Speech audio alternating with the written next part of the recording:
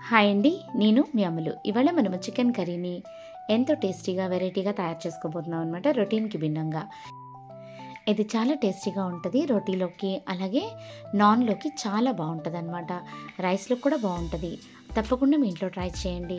So, దీనికోసం ముందుగా ఏంటంటే, ఒక కప్పు జీడిపప్పులు, అలాగే ఒక 15 మనం ఆల్మండ్స్ తీసుకుందాం అనమాట. బాదం పప్పులు, అలాగే వేయించినటువంటి ఉల్లిపాయలుంటాయి కదా! అవి తీసుకోండి. ఇవన్నీ మనం మిక్సీ జార్‌లో వేసుకుందాము.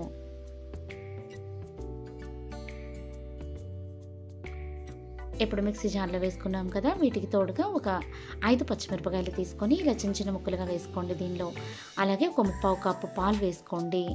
అంటే 150 ఎంఎల్ వరకు మీకు పాలు పడతాయన్నమాట దీనిలో. నేను ముందే చెప్పాను కదా! మీకు రొటీన్‌కి భిన్నంగా అని చెప్పేసి. సో, ఇప్పుడు గ్రైండ్ చేసి పెట్టుకున్నటువంటి పేస్ట్ మనకు తయారైపోయింది. ఇప్పుడు మనము ఒక గిన్నె తీసుకొని దానిలో మనము 1 కేజీ వరకు చికెన్ తీసుకుందాము. బాగా కడిగి శుభ్రం చేసుకున్నటువంటి చికెన్‌ని మనం ఈ గిన్నెలో తీసుకుందాము. ఇప్పుడు దీనిలో మనం హోల్ గరం మసాలా వేసుకుందాము.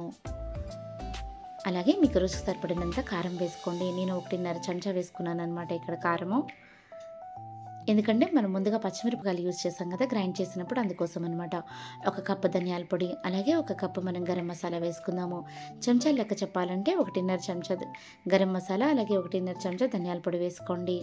అలాగే ఒక 2 చెంచాలు మనము అల్లం వెల్లుల్లిపాయ పేస్ట్ వేసుకుందాము దీనిలో.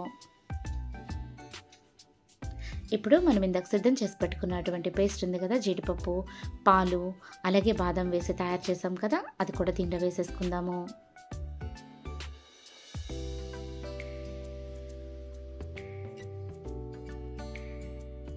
ఇప్పుడు మీకు రుచికి సరిపడినంత ఉప్పు వేసుకోండి. ఇప్పుడు దీనిలో 1 కప్పు మనం పెరుగు కూడా వేసుకుందాము. ఇప్పుడు 1 కప్పు ఆయిల్ వేసుకోండి. నేనైతే మనం ముందుగా వేయించి పెట్టుకున్నటువంటి ఉల్లిపాయలు ఉన్నాయి కదా, ఆ నూనె వేసాననమాట. అలాగే మంచి రంగు కోసం ఒక చిటికెడంత పసుపు వేసుకోండి. ఇవన్నీ బాగా కలియబెట్టుకుందాము. ఇప్పుడు మనకి ట్యాంగీనెస్ రావడం కోసము ఒక హాఫ్ చెక్క నిమ్మకాయ పిండండి దీనిలో. ఇప్పుడు ఇవన్నీ కలియబెట్టి దీన్ని మనం మ్యారినేట్ చేసి ఒక 2 అవర్స్ పాటు పక్కన పెట్టేద్దాము. ఇప్పుడు 2 అవర్స్ అయిపోయిందనమాట. ఇప్పుడు స్టవ్ మీద పెట్టి దీన్ని మూత పెట్టి ఒక అరగంట పాటు మీరు లో ఫ్లేమ్‌లో పెట్టి ఉడకనివ్వండి. మధ్య మధ్యలో కదపొద్దు, తిప్పొద్దు. ఇప్పుడు హాఫ్ అన్ అవర్ అయిపోయిన తర్వాత మనకి చికెన్ కర్రీ ఈ విధంగా ఉందనమాట. ఇప్పుడు మనం కొత్తిమీర వేసుకొని దీన్ని దించుకొని రోటీతో సర్వ్ చేసుకుందాము.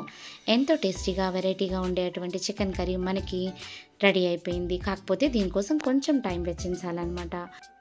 దీనిలో మనము జీడిపప్పులు, బాదాంలు యూజ్ చేయడం వల్ల చాలా డెలిషియస్‌గా ఉంటది. తప్పకుండా ట్రై చేయండి. నా ఛానల్‌ని సబ్స్క్రైబ్ చేసి నా వీడియోని లైక్ చేయండి.